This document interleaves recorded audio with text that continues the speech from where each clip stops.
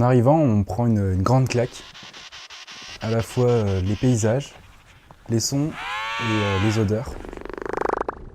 Et puis on s'aperçoit que ça va être notre quotidien en fait.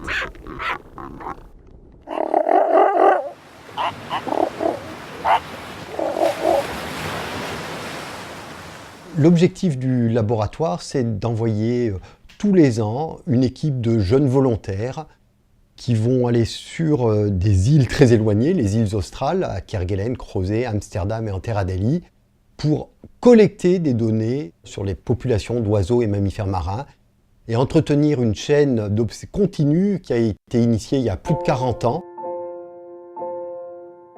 Partir hiverner, c'est 15 mois à l'autre bout du monde, sans possibilité de revenir. C'est comme un rêve qui se réalise, quoi.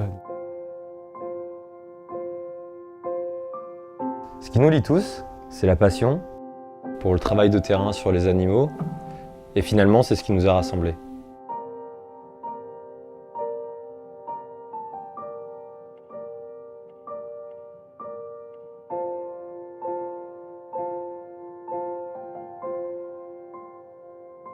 On travaille sur des espèces emblématiques et mythiques qui nous ont fait rêver pendant des années.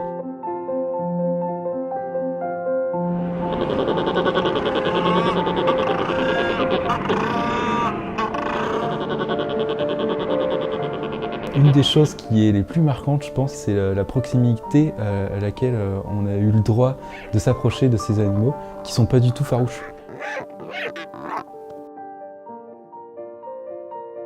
Il suffit de se poser un petit moment et donc ça fait des images avec des comportements assez inédits.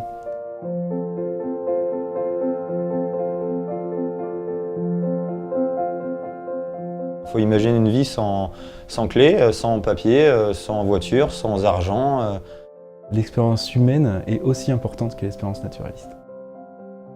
Donc là, c'est une grande famille, quoi, finalement.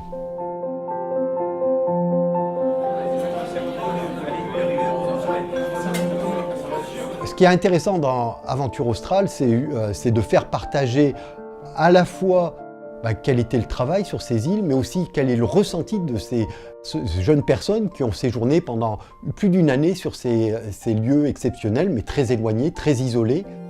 Et c'est vrai que souvent on communique sur la partie scientifique du travail qu'on effectue et beaucoup moins sur la partie ressentie. Et là, je trouve que ce qui est vraiment intéressant, c'est la combinaison des deux approches, à la fois le travail et à la fois l'expérience humaine.